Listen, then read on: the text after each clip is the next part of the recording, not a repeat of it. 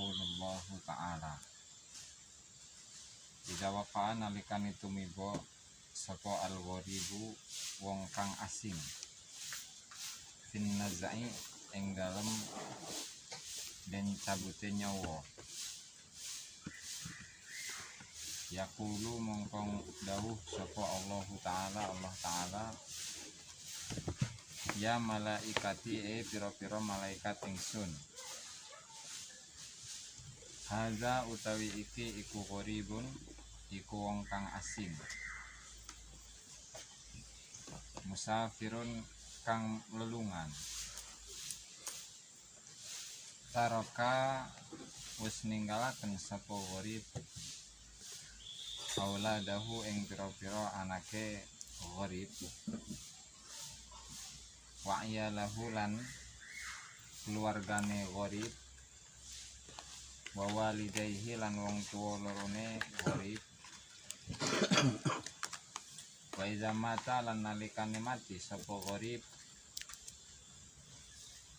la yabki mongko ora nangis alaihi ing atase gharib sapa ahadun wong suci wala yahzanu lan ora sedih sapa ahadun sapa ahad summa yaj'alu mongko nuli-nuli ndadekaken sapa Allah Gusti Allah wahidan ing suwiji minal malaikati saking pira-pira malaikat ala surati abihi ing atase bentuk bapake gharib wa wahidan lan ing suwiji ala surati ummihi ing atase bentuk ibune gharib wa wahidan lan ing suwiji ala surati waladihi ing atase bentuk anake gharib wa wahidan lan ing suwiji ala surati wahidin yang atase bentuk siji min aqaribihi saking pira-pira kerabate gharib fadkhuluna mangko padha manjing sapa mazkurun yaitu wahid ala surati abihi ala surati ummihi ila akhirih alaihi ing atase gharib fayaftahu mongko mbukaaken fayaftahu mongko buka sapa gharib ainaihi ing mata lorone gharib fayara mongko ningali sapa gharib walidayhi ing wong tuwa lorone gharib wa iyalahu lan keluargane gharib fayatibu mongko tenang apa qalbuhu atine gharib wa takhruju lan metu apa ruhuhu ruhai gharib ma'al farahi ing dalem sartane kebahagiaan atau kesenangan wasururi lan tegese kesenangan summa idza kharajat mongko nuli-nuli nalikane metu apa janazatuhu apa janazahi gharib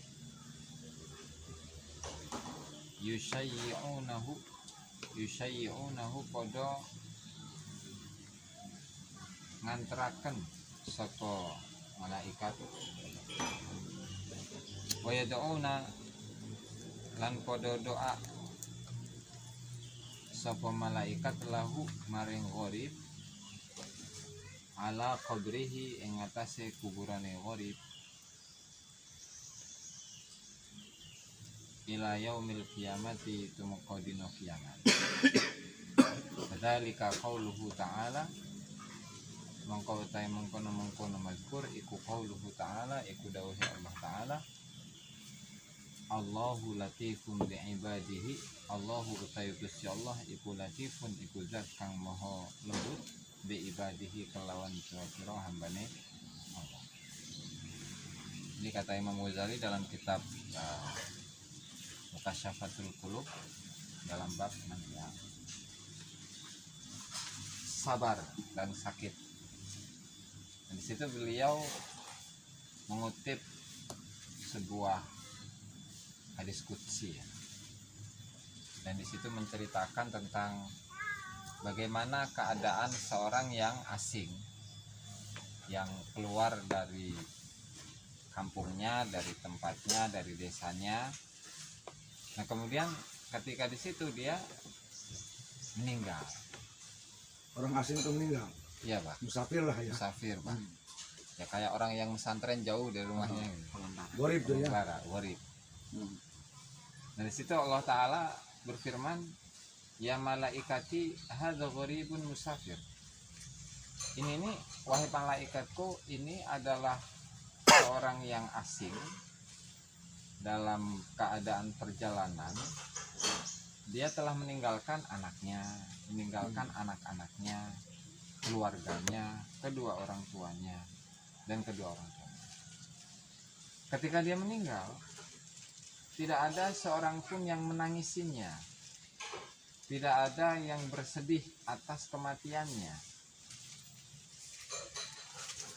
Nah, setelah itu kemudian Allah Ta'ala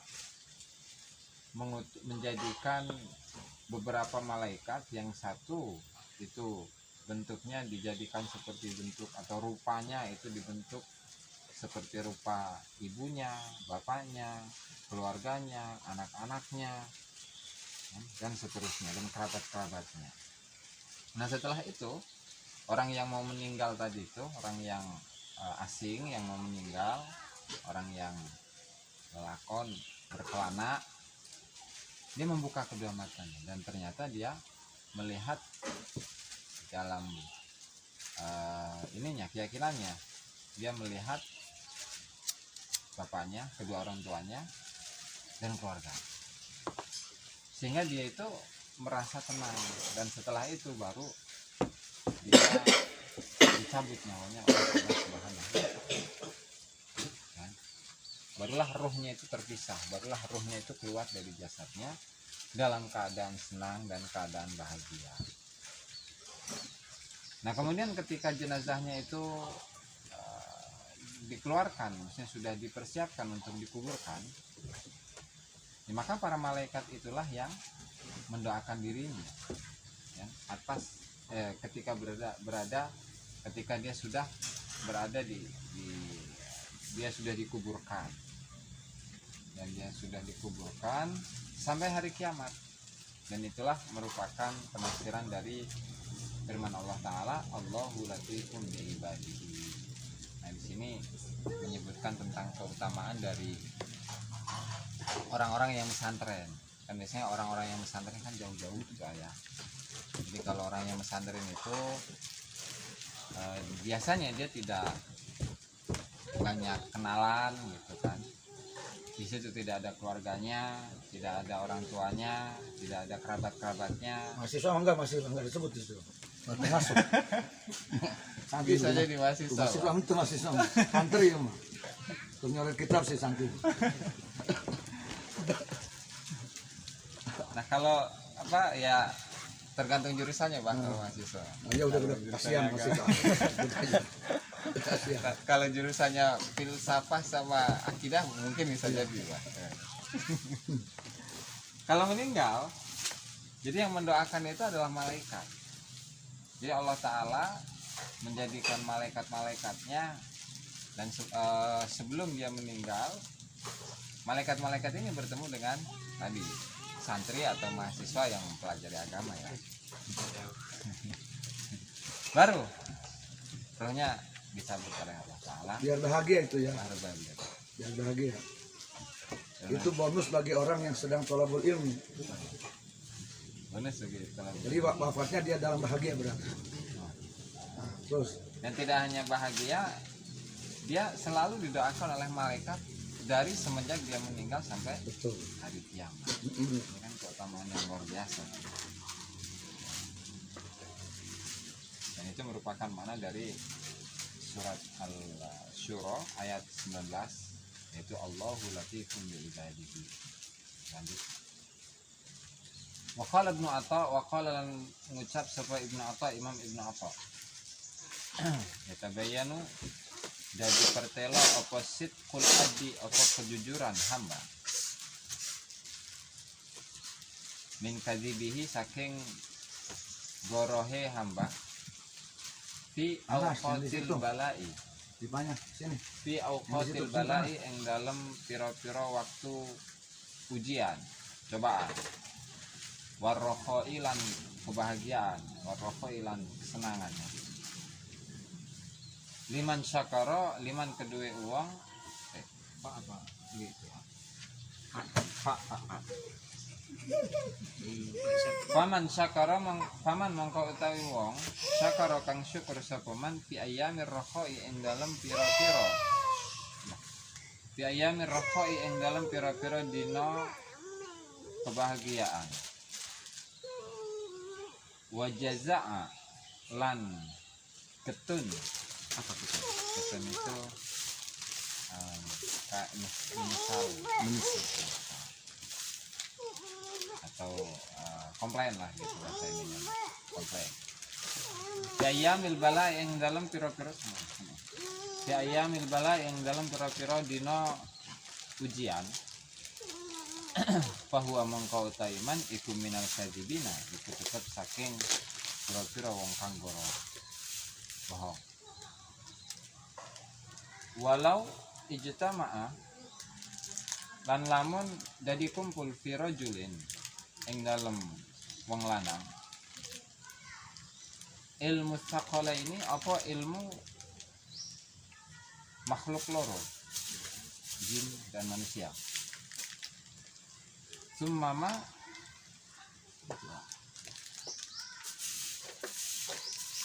majat ngombak mongko ngulung lah sumamajat mongko ngegulung alaihi ing atase man apa riyahul balai apa pira-pira angin cobaan ujian fa azhara mongko mertelaaken sapa man asyaqwa ing pengaduan 5 krono barang nazala kang turun apa ma bihi kelawan man la yang fa'uhu mongko ora manfaati ing man apa ilmuhu apa ilmune man wala amaluhu lan ora apa amale man kama jaa kama kaya dene barang jaa kang mustaqa apa ma fil haditsil qudsi ing dalam hadis qudsi yaqulullahu ta'ala yaqulu dawuh sapa Allah ta'ala man lam yarda man utawi sapane wong lam yarda kang ora ridho sapa man bi qada'i kelawan ketentuanku ing ketentuan ingsun lam yaskur man walam yaskur lan ora syukur sapa man li ata'i maring peparing ingsun fal yatlub mongko becik nyuprih sapa man robban ing pangeran siwai ing sakliyane kang sakliyane ingsun. Kemudian di situ menyebutkan Imam Hujjatul Islam Al-Ghazali rahimahullah beliau mengutip sebuah perkataan dari Syekh Ibnu Atha. Jadi ini bukan Syekh Ibnu Athaillah As-Sakandari karena memang generasinya beda ya. Jadi kan kalau Imam Ghazali itu di abad ke-6 Hijriah wafat tahun 505, sementara Imam Ibnu Athaillah As-Sakandari itu 710-an gitu. Beda 2 kurun, beda 200 tahun. Syekh Ibnu Athaillah As-Sakandari lebih akhir daripada Imam Ghazali. Dan di sini Imam Ibnu Atha itu ya salah seorang tokoh dan biografinya disebutkan oleh Imam Abdul Qasim Al-Qushairi di Risalah Qushairiyah, itu salah seorang tokoh besar dalam dunia tasawuf. Kata Imam Ibnu Atha rahimahullah, beliau menjelaskan yatabayyanu sidqul abdi min kadzibihi fi awqatil bala'i war raha. Untuk membedakan kejujuran seorang hamba dari bohongnya, jujur dan bohongnya, untuk membedakan antara jujur dan bohongnya seorang hamba itu dilihat dari waktu ar-raha wasyiddah, ar-raha wal bala, masa kebahagiaan dan kesenangan, masa kesuksesan dan keterpurukan.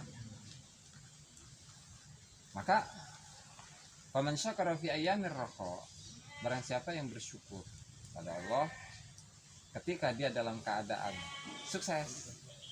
Tapi sebaliknya wajaza fi ayyamil bala, sementara ketika dalam keadaan diuji oleh Allah Ta'ala, dalam keadaan terpuruk dan dia itu mengeluh, tidak terima, maka mana tadi, fahuwa minal kadzibin, dia itu termasuk orang yang berbohong, yang jujur. Dia yang bohong. Syukur kalau ada duit, kalau nggak ada duit nggak syukur. Kalau nggak ada duit berkeluh kesah, ya berarti dia bohong. Gagal usahanya sukses diputus pacar nggak mau sholat. Itu kadib. Imam kadib berarti. Kemudian seandainya walau ijtama'a fi rajulin, ada seorang laki-laki, ada seseorang yang dia itu menguasai ilmunya manusia dan ilmu jin. Ilmu yang dimiliki oleh semua manusia dia kuasai, dia miliki. Dan ilmu yang dimiliki oleh jin dia juga miliki. Nah, ternyata ketika wajaza fi ayyamil bala, majat alaihi riyahul bala fa azhar syaqwa, ketika dia digulung, ya, maksudnya dalam keadaan terpuruk, dalam keadaan gagal, misalnya kalau usahanya gagal, jadi kalau ulang berarti ilmunya nggak dipakai oleh masyarakat misalnya. Fa'adhar syakwa, kemudian dia itu memperlihatkan keluh kesahnya kepada Allah Ta'ala. Saya ini orang yang udah menguasai ilmu semua manusia dan ilmu semua jin, kok saya beginiin sama sukses. nggak sukses. Gimana Zalabi? Kurik. Kundum.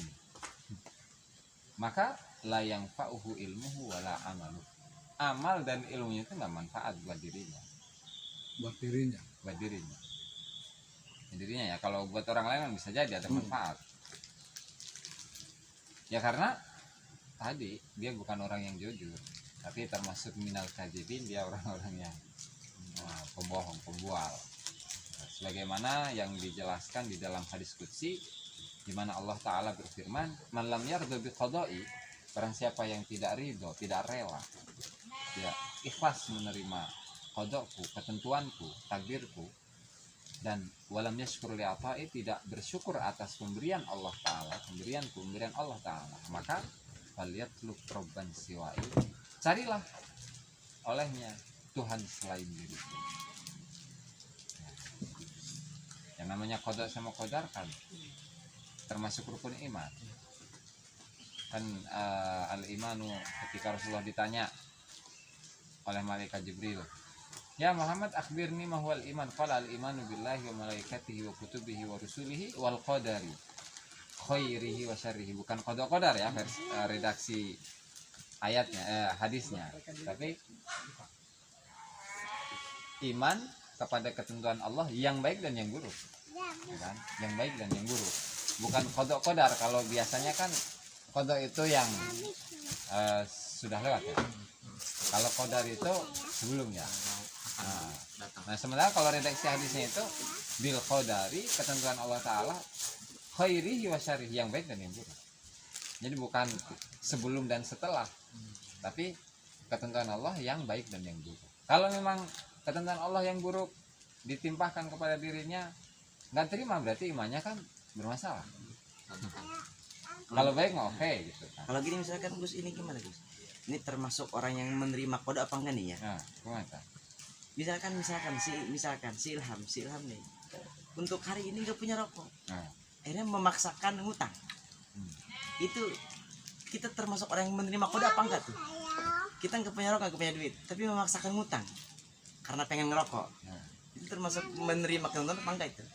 yang nggak masuk kategori A, maksudnya nggak bisa diaplikasikan dalam permasalahan ini. Bukan Karena itu lagi. kembali kepada kondisi ininya, kondisi kejiwaannya. Iya kan kondisi kan hati. ketentuannya kan yang ditentukan sekarang misalkan nih kita nggak punya duit buat ngerokok, akhirnya maksain ngutang. Itu nggak termasuk ke sini. Oh iya. Maksudnya nggak apa ya, hal ini tidak bisa diterapkan ke Iya sana. iya.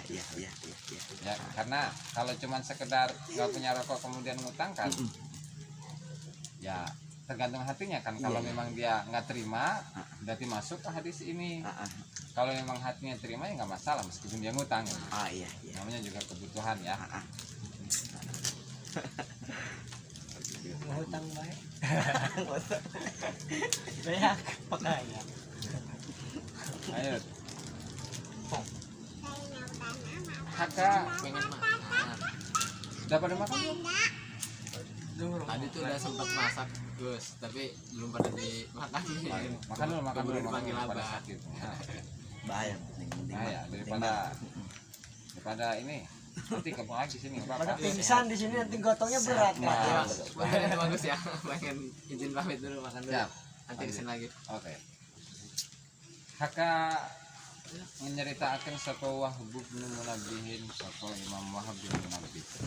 Kalau di sini berarti Ya, Bang. fotokopi di bagian kanan. Ya. Biar simpel. Anna nabiyana eng temen setuhune nabi kita. Anna nabiyan. Anna nabiyan. Temen setuhune siji nabi. Iku abada, iku nyembah sapa nabi Allah ing Allah. Khamsina aman ing dalam 50 apane aman tahunnya. 50 tahun. Fawahallahu mangka nurunaken wahyu sapa Allah Gusti Allah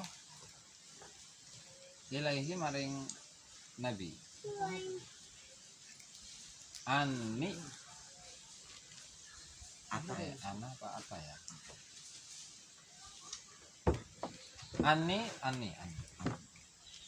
Anni temen setuhune ingsun iku qad ghafartu iku temen-temen ngapura ampuni sapa ingsun lakat dhewe sira.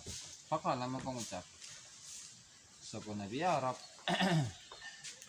ya Rab loh pangeran ingsun limaza krana apa tagfiru ngapura sapa panjenengan li kedue ingsun walam uznib ya. Lan ora gawe dosa sapa ingsun qatu Sama sekali. bloko lawan bloko ya. Famara mongko merintahaken sapa Allah Gusti Allah apa tuh? Irqahu apa? Wah, tuh, lihat naskah lain ah. Biar naskah itu.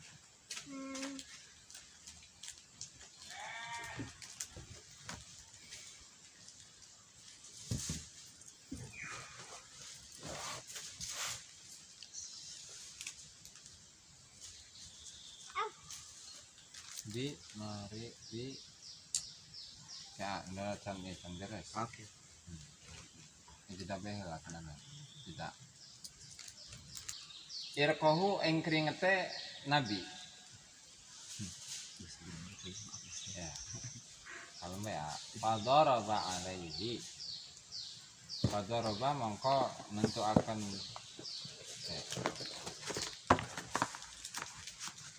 padoro mongko mukul ya sama Allah alaihi ing atase walam yanam lan ora turu sapa nabi tilkal lailata ing dalem mengkono wengi Sini. tilkal lailata ing dalem mengkono wengi faja malakus subuh faja mongko teka sapa malakus subuh sapa malaikat subuh pasyaka mongko ngadu sapa Erik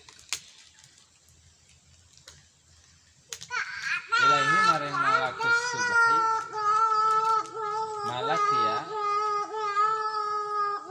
ma ing barang laki kang nemoni sapa nabi min min darbanil irik, saking mukul keringat. Irik di sini. Keringat. Ya rada tertarik. Terus faqala mengucap sapa malaikat inna rabbaka temen setuhune pangeran sira iku yaqulu ngucap.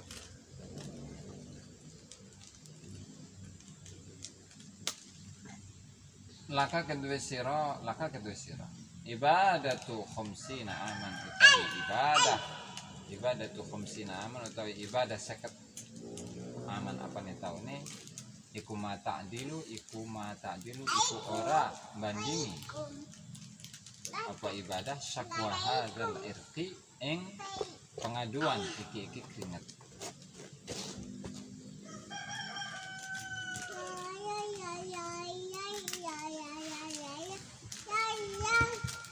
Jadi apa Imam Wahab bin Munabbih salah seorang tabi'in itu menceritakan bahwa ada seorang nabi, dia itu selama 50 tahun beribadah ke Allah Ta'ala. Nah setelah itu Allah Ta'ala menurunkan wahyu kepada nabi ini, hei nabi, kamu udah masuk surga ya, masuk surga dan saya sudah mengampuni dosamu ya, saya mengampuni dosa. Terus nabi ini seakan-akan nggak terima ya Allah, lima taghfiru li walam udznib qat.